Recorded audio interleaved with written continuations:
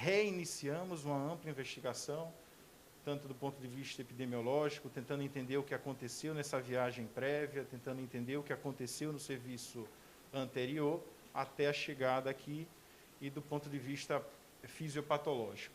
Eu vou pedir para o colega André, que também é intensivista e vem acompanhando junto comigo, com o doutor Marco Aurélio, nós temos feito um trabalho conjunto, multidisciplinar, temos feito meeting, discussão diária do caso, para tentar, o mais breve possível, chegar a conclusões que consigam, de fato, finalizar o tratamento de maneira positiva. Vou pedir que André explique um pouco do quadro clínico de hoje e, na sequência, o doutor Marcos tenta elucidar o quadro neurológico. Bem, a senhora Paula foi transferida de outro hospital, aqui na capital, na quinta-feira à noite, e prontamente, na sexta-feira, a gente começou a nossa discussão multidisciplinar, né, tentando revisitar aquilo que já tinha sido feito e pensado, né, no outro hospital e dar prosseguimento a novas investigações. Tá? Na unidade de terapia intensiva, um local onde a gente cuida ou assim, dá assistência a pacientes mais críticos, a gente tinha duas vertentes. Dar suporte às falências orgânicas, como o doutor Ricardo acabou comentando, né, justamente para que essas disfunções orgânicas acabem não progredindo e até minimize riscos, né, para a paciente de forma aguda. Então, ela tinha disfunção renal, que ela já vinha sendo tratada através de terapia renal substitutiva desde o outro serviço.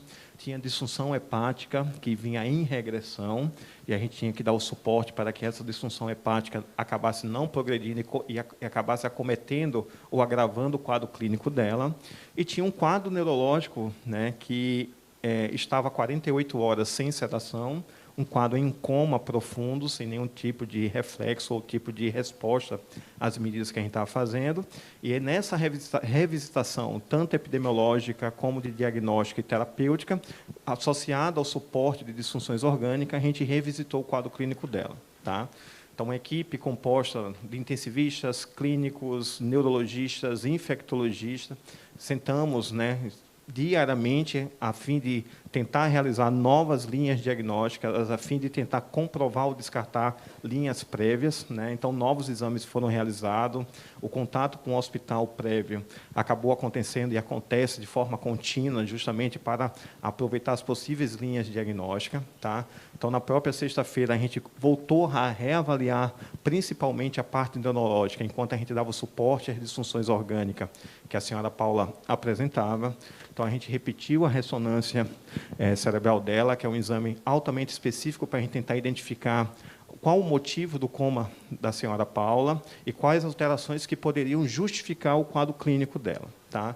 Outros exames laboratoriais também foram realizados, tá? Exames clínicos neurológicos também foram realizados, tá? Justamente para a gente tentar identificar. De sexta-feira para cá, o quadro neurológico da paciente mantém-se inalterado a despeito da diversa investigação e a despeito da manutenção do tratamento que já tinha sido instituído em outro serviço, tanto terapia antimicrobiana e principalmente terapia imunossupressora com corticoide, né? Porque a principal alteração, a alteração que, na verdade, a gente conseguiu identificar na ressonância, era um quadro de inflamação da membrana que reveste o cérebro, né, que aí a gente acabou levando pela linha de diagnóstico e terapêutica de uma encefalite, de uma meningoencefalite. Novos exames do líquor, que é o líquido que reveste o cérebro, foram coletados sem nenhuma identificação de possível contaminação bacteriana ou presença de bactéria nessa meninge dela. Então, a gente acabou seguindo a linha diagnóstica do que a gente tinha e manteve o quadro de imunossupressão. Tá? Paralelamente a isso, todo o suporte ventilatório, que é aquele que dá suporte à oxigenação da parte pulmonar, todo o suporte renal, ela vem fazendo diariamente, fazendo avaliação e tendo esse segmento diariamente, foram mantidos justamente para que novos agravos não acabassem acontecendo no quadro clínico da paciente. Tá? Então, eu acho que dentro das disfunções, tanto pulmonar, hepática e renal, o suporte crítico tem se mantido, tem estabilizado essa parte clínica dela, mas realmente a parte neurológica, que é aquela parte que acabou ficando, né, com o diagnóstico que a gente continua a investigação, tem exames que chegaram descartando, confirmando algumas coisas, tem outros exames que ainda estão à espera. Eu acho que o doutor Marco Aurélio, da parte neurológica, consegue falar um pouco melhor. Pessoal, boa tarde. Tá? Agradecer a presença de vocês aqui nesse final de tarde. Passar alguma coisa para vocês. A gente examinou a Paula já na sexta do sábado, mas eu já tinha conhecimento do caso dela desde a época que ela se encontrava na instituição. Eu conversei por algumas vezes com um colega que a conduziu lá e nós trocamos informações nesse período, mesmo antes dela chegar aqui no hospital. Então, em que situação encontra-se a senhora Paula? Ela chegou em coma, continua em coma, um coma grave, um coma profundo, um rebaixamento severo de sensório. A pergunta que todos nós fazemos aqui dia a dia é qual a etiologia ou quais as etiologias que justifiquem uma pessoa estar em coma numa escala que nós chamamos de escala de Glasgow, né? E essa escala de Glasgow ela está em 3, que é a nota mais baixa que você pode ter numa escala de classificação de coma. Algumas coisas nós conseguimos excluir, eu aproveito a vocês da imprensa aqui para nos ajudar a desatar alguns nós. Foi vinculado em alguns meios de imprensa, inclusive hoje de manhã eu vi no Correio Brasiliense, que ela tinha uma bactéria na cabeça. Essa informação é falsa, irreal e é fake. Nós não conseguimos isolar nenhum micro-organismo, seja ele viral ou bacteriano, que esteja causando o coma dela. Ela tem realmente uma encefalopatia severa, uma encefalopatia muito possivelmente de etiologia tóxico-metabólica, na cadeia de eventos que se seguiu a dano renal, dano hepático e, por último, lesão cerebral. Então, é mais ou menos essa cadeia de eventos que aconteceu e que levou ela à condição que se encontra aqui na nossa UTI. Tá? O tratamento vem sendo dado no sentido de diminuir, regredir ou compensar as diversas disfunções que ela tem, né? Compensar a parte renal, compensar a injúria hepática, para ver se existe possibilidade, né, de você fazer a compensação do dano neurológico. Mas hoje, o que eu poderia passar para os senhores é que ela está em coma profundo, numa escala de coma de Glasgow, que é a escala que a gente usa rotineiramente para monitorizar a coma de uma pessoa. Ela está em Glasgow 3, quando todos nós aqui dentro dessa sala estamos na escala 15. Né? Então, ela tem um rebaixamento severo do sensório.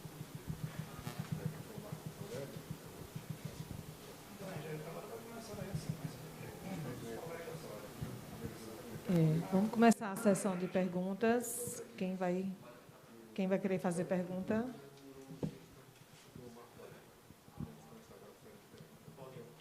Boa tarde. Rodrigo Vasco, pela Band de São Paulo, Melhor da Tarde.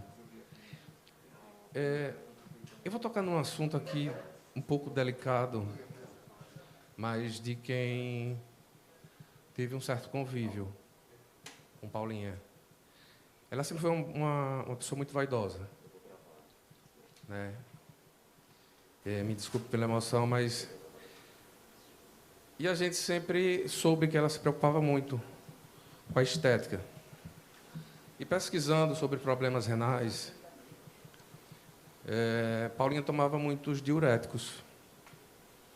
Toda vez que a gente saía, Paulinha estava com dor de cabeça, Paulinha pedia um Dorflex, um Tosilax e um café. Esse tipo de conduta, de forma reiterada durante anos, pode ter ocasionado essa lesão nos rins? E, se sim, essa lesão apareceu semana passada em São Paulo ou apareceu há vários dias? A pergunta é pertinente e a gente já, ao longo da semana, a gente já se deparou com ela algumas vezes. Vamos deixar claro uma situação. De fato, o uso abusivo, seja de anti-inflamatório, diurético e de algumas substâncias, inclusive de cunho estético, elas podem, sim, levar a lesão renal, né, de caráter arrastado, crônico, e, na situação dela, ter agudizado. O fato é que não tem nenhum exame comprovatório hoje que vá no caminho de dizer Paula tinha uma lesão prévia e foi agudizada nesse momento. Inclusive, nosso exame de imagem realizado aqui não tem nenhum sinal de lesão crônica. Tá? De fato, o uso abusivo, rotineiro, como queira classificar, ele tem sim esse risco, mas não parece ter sido isso que aconteceu. Tá? Aqui eu abro um parênteses também para reforçar algo relevante. Fomos questionados ao longo da semana se os tratamentos ou as tentativas estéticas de perda de peso, enfim, teriam alguma responsabilidade no quadro clínico dela agora. Quando o Dr. Marco Aurélio fala numa síndrome tóxico-metabólica, o que ele quer dizer é que existe alguma substância, algo que está circulando no corpo do paciente, que deve estar gerando uma cascata de inflamação ou de lesões nesses órgãos, a ponto de deixá-los em disfunção. Qualquer substância, seja ela feita de maneira,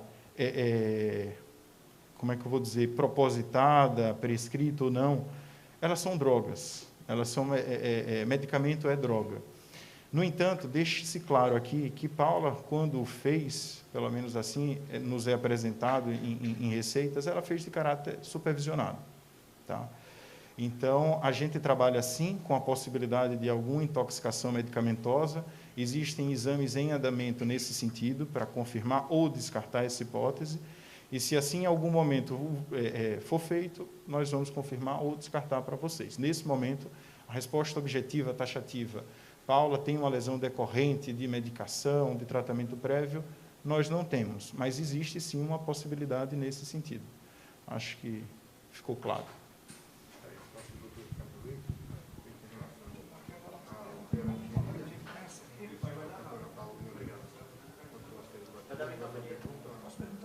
Pessoal, boa noite. Pessoal, boa tarde ainda. Meu nome é Anderson Machado, Liberdade FM. Fazendo aí um preâmbulo, né, de tudo que os senhores falaram, inexoravelmente o quadro da Paula é muito grave. Neurologicamente, ela hoje se encontra em coma profundo. Eu gostaria de saber dos senhores o seguinte: se existe a possibilidade de uma reversão nesse quadro, geralmente esse tipo de quadro neurológico, se é reversível, e o que pode realmente ter provocado esse problema neurológico com a Paula. Por gentileza, obrigado. Veja, ela está em coma profundo, mas em nenhum momento aqui a gente falou em morte encefálica. E se ela não está morta, está em coma, coma é uma condição potencialmente irreversível. Tá? Então, em nenhum momento aqui se falou em reversibilidade do quadro. Eu não tenho nada que suporte essa afirmação.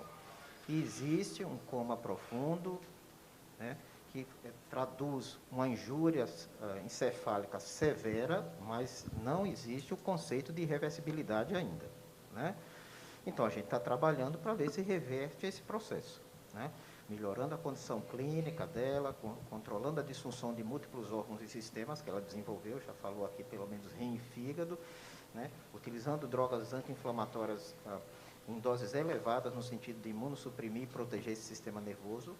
E vamos agora ver o tempo, né? O que é que a gente pode fazer mais. Mas, do ponto de vista de coma, é um coma profundo, mas não uma condição de reversibilidade, né? Parabéns aí a toda a equipe que está atendendo a Paula. Só um minuto. Boa tarde a todos os colegas. Alex Azevedo, da Rio FM. Muito se falou sobre uma transferência para outro estado para continuar o tratamento. Isso continua, é cogitado ou não? Ela vai permanecer aqui no estado mesmo para continuar todo esse tratamento? Parabéns mais uma vez à equipe. Não, nesse momento não se cogita transferência para nenhum outro estado. Aqui deixamos claro que o pedido de transferência do serviço anterior para o nosso foi feito pela família, no entendimento de que nós tínhamos e nós temos, sim, o suporte adequado.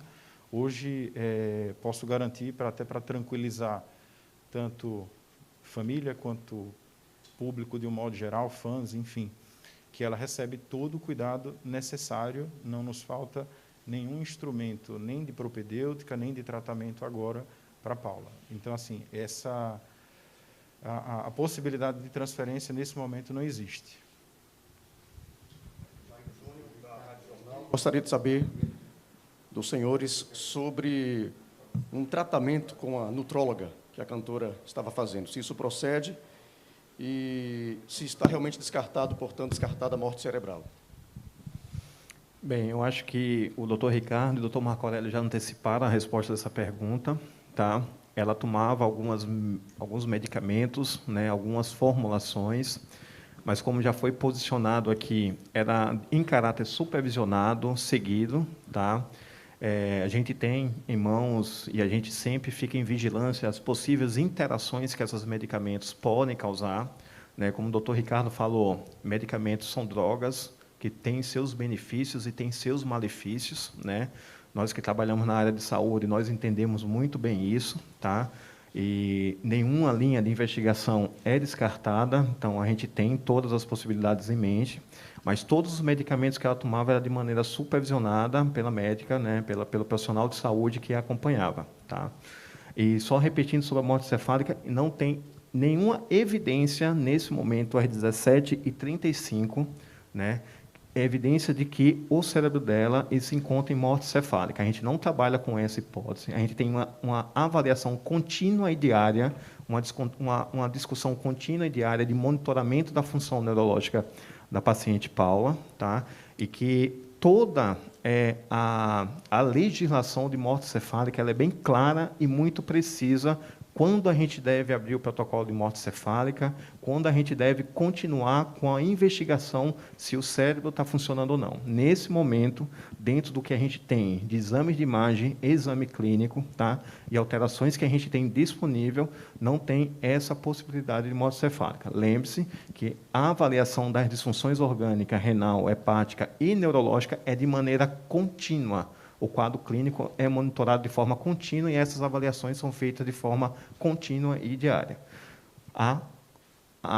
O prognóstico neurológico de reversibilidade, de manutenção, como é que vai prosseguir e como ela vai conseguir estabilizar essa parte neurológica, a gente não tem como precisar nesse momento. Isso é uma avaliação que a gente vai ter que ir fazendo contínua e, à medida que a gente vai tendo novos dados, a gente vai passando.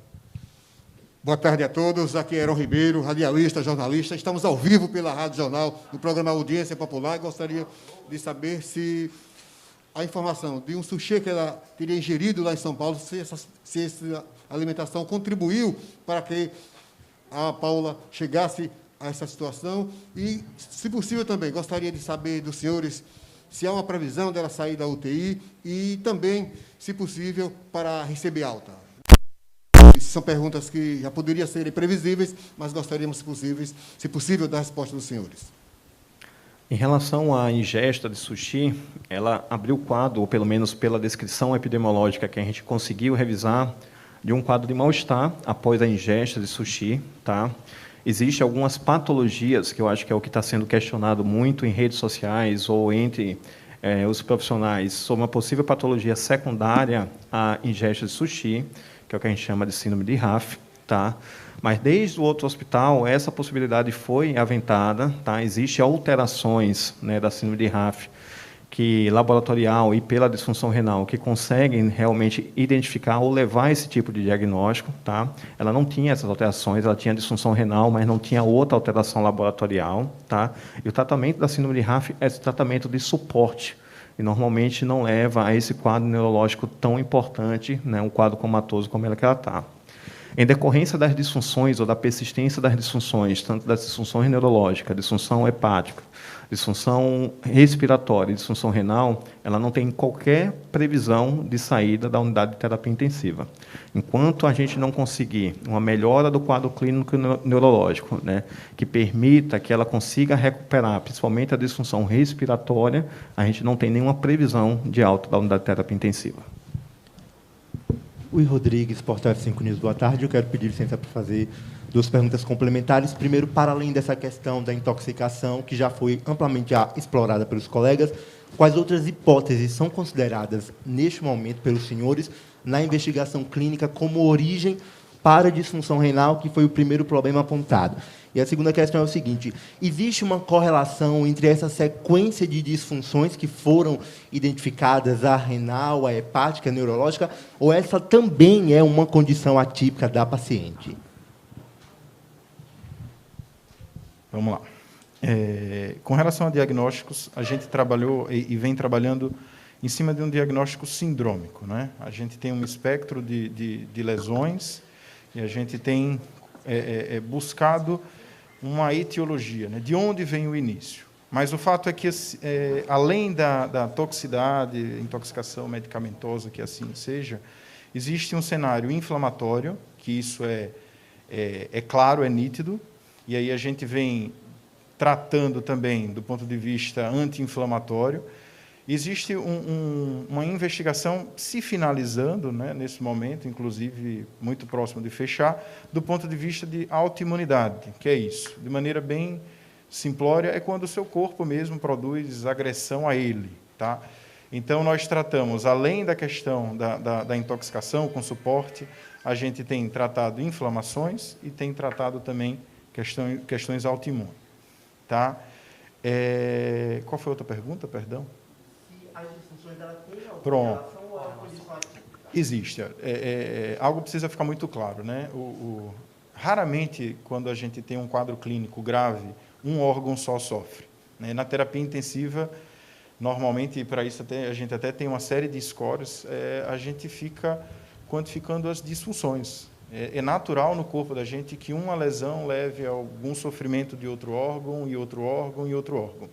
Então, isso que acontece com Paula não é inédito, está longe de ser inédito, isso é o nosso dia a dia. A grande questão, o grande diferencial nesse caso especificamente é quem levou a este início. Esse é o nosso exercício aqui diário, quem foi o primeiro, quem agrediu a ponto do rim inflamar o sistema todo, o fígado e o cérebro no final.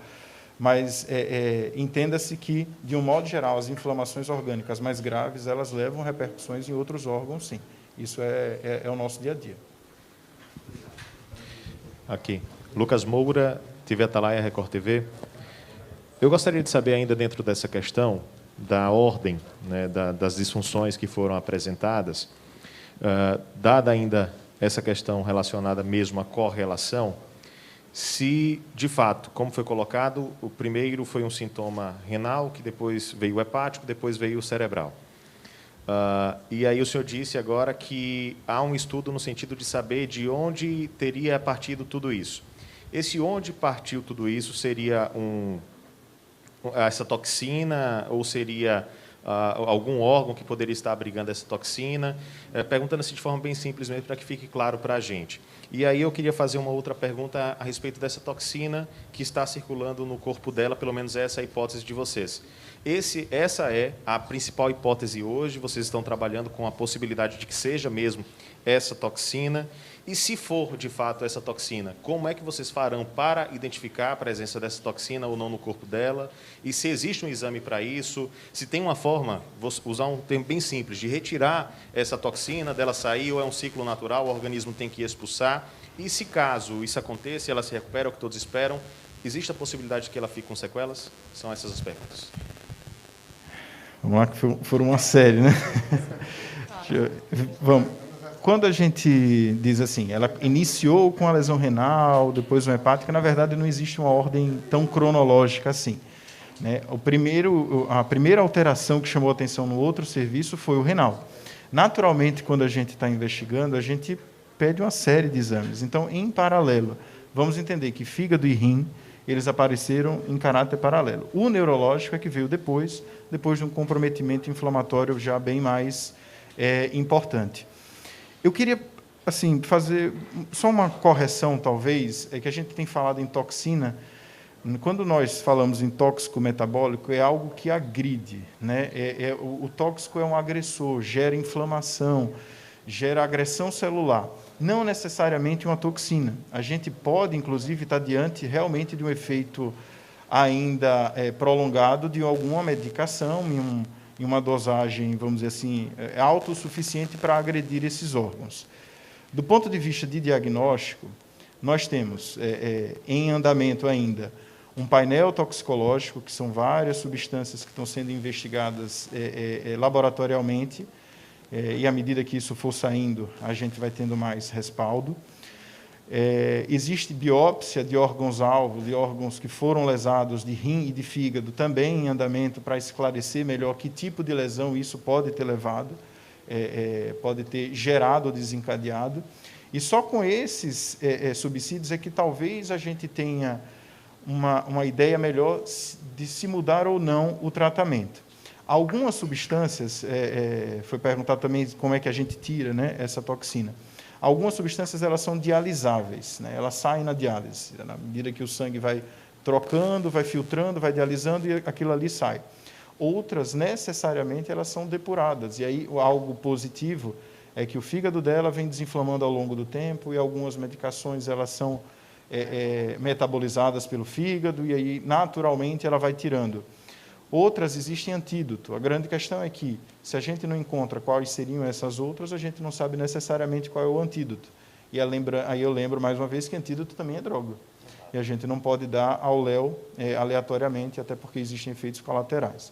Então, para que fique claro, existe uma investigação ainda em paralelo, do ponto de vista toxicológico, do ponto de vista anatomopatológico, de biópsia, no sentido de elucidar e deixar um pouco mais claro com quem é que a gente está lidando.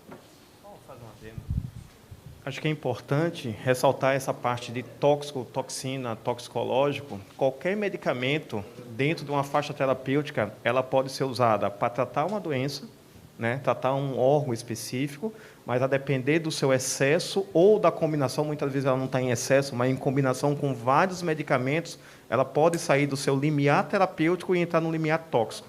Não necessariamente existe uma toxina, mas o excesso de medicamento, seja per si por um aumento da ingesta daquele medicamento em si, seja por interações de medicamentos que um pode levar a aumentar a concentração sérica de outro, ela pode gerar uma lesão celular.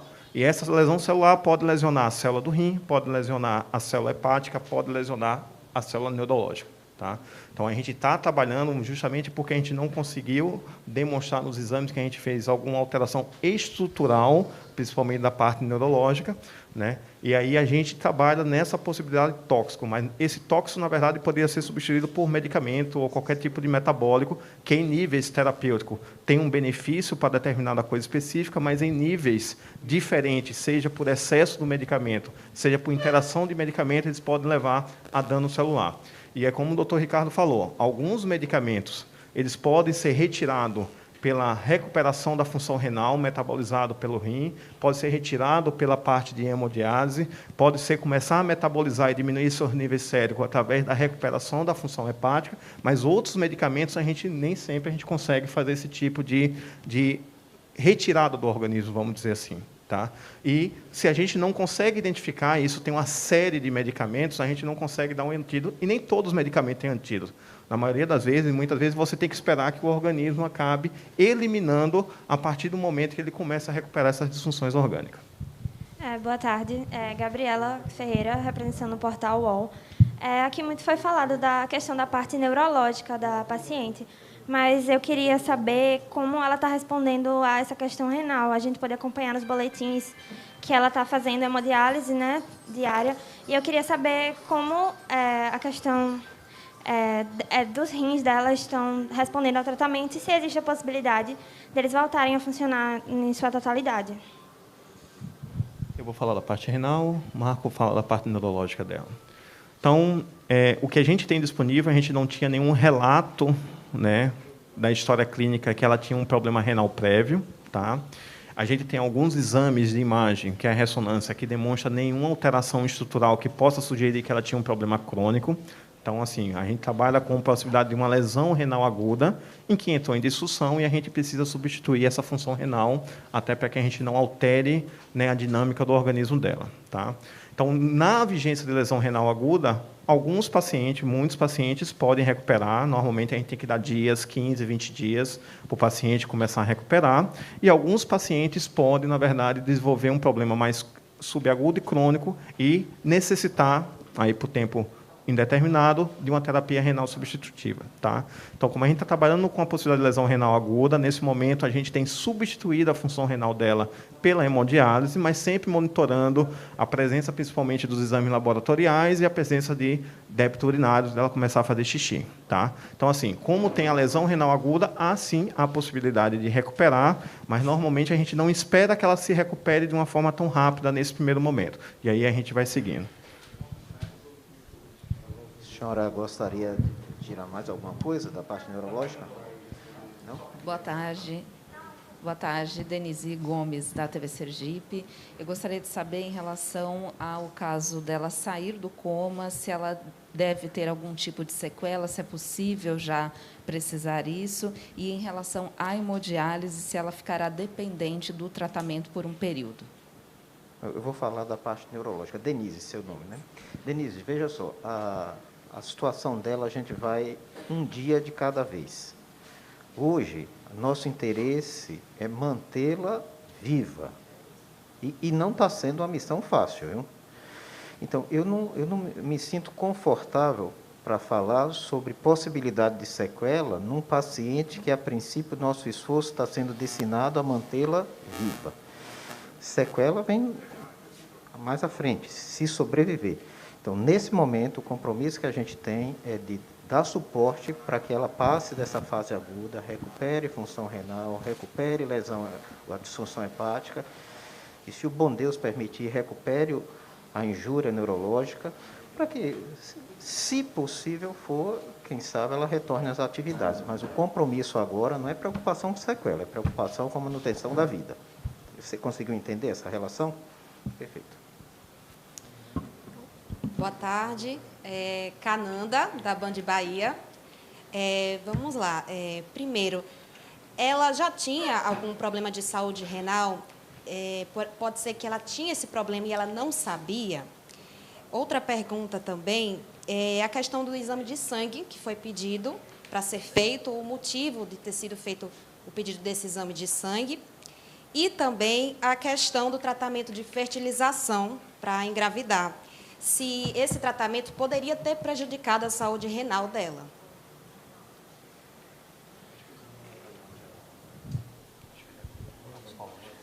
Eu vou por ordem. Tá. Com relação ao renal, né, eu insisto de que, assim, não temos nenhuma evidência de que ela tinha lesão prévia, né? Ela era uma paciente seguida, que fazia seguimento com sua médica regularmente, e, a princípio, nada fala de que ela tinha doença prévia, inclusive, como foi citado por Dr. André, a ressonância realizada aqui também não mostra nenhuma lesão do ponto de vista estrutural desse rim. Então, a gente trabalha com a possibilidade de uma lesão renal aguda. Com relação ao exame de sangue, só me corrija, só para entender, qual o exame de sangue especificamente? O exame toxicológico que você fala? Tá.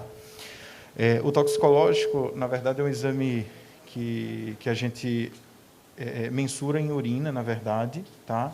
Esse foi um exame mandado para um laboratório de referência, que faz um painel extenso, até de substâncias que a gente eventualmente não está nem, aqui nesse momento, não está nem colocando como possibilidade, de repente a gente encontra. Tá? E qual foi a última pergunta? Foram 3. Sobre a questão do tratamento de gravidez. Pronto. Não. O tratamento já foi discutido entre nós do grupo. Do ponto de vista das lesões que ela tem hoje, a gente não consegue estabelecer nenhuma relação. Nada. Ok. Vamos encerrar. Na verdade, hoje, quando a gente diz que um paciente está em terapia renal substitutiva, que está em hemodiálise, a gente parte da premissa de que esse rim não funciona. Ele não se presta para filtrar, para... Inclusive, ela nem urina ela produz. Então, a gente entende que, nesse momento, o rim dela não está funcionando, a gente coloca uma máquina para substituir esse rim, até que ele repouse o suficiente a ponto de voltar a funcionar. Ok. Vamos encerrar a coletiva. Foi um acordo que cada colega teria direito a fazer um... Oi. Eu gostaria de pedir um favor para vocês da imprensa, né? Me pesou muito ter visto em meio de imprensa a afirmação de que essa senhora estava vivenciando um quadro de uma meningite bacteriana. Criou-se um problema de saúde pública. Nós fomos aqui inquiridos pela saúde pública por que existia uma paciente que a mídia divulgava que estava com a meningite e o poder público não tinha ciência disso. Criou-se um conflito com as pessoas que viajaram no avião com ela, para saber se precisavam ou não tomar medicamentos, as pessoas que trabalhavam com ela no apoio na banda, se precisam se imunizar, porque havia uma suspeita de uma bactéria na cabeça. Então, essa informação é irreal. Pediria para vocês que utilizassem como fonte para vocês informarem seus leitores aquilo que é colocado oficialmente. Nós colocamos isso aqui nos boletins, e que, se houvesse a possibilidade dela ter um quadro meningítico de natureza bacteriana ou viral, que isso se transporta como um problema de saúde pública, a sociedade já tinha sido notificada há muito tempo. Muito obrigado. Obrigada. Eu quero agradecer a todos, a direção da Rede Primavera, doutor Ricardo, doutor Marcos Aurélio, doutor André Veiga, colegas da imprensa. Voltando, só lembrando que o boletim médico será divulgado apenas uma vez ao dia, entre 11h30 e meio-dia. Caso haja alguma evolução no quadro clínico, aí sim a gente divulga um segundo boletim. Tá bom? Obrigada a todos e uma boa noite.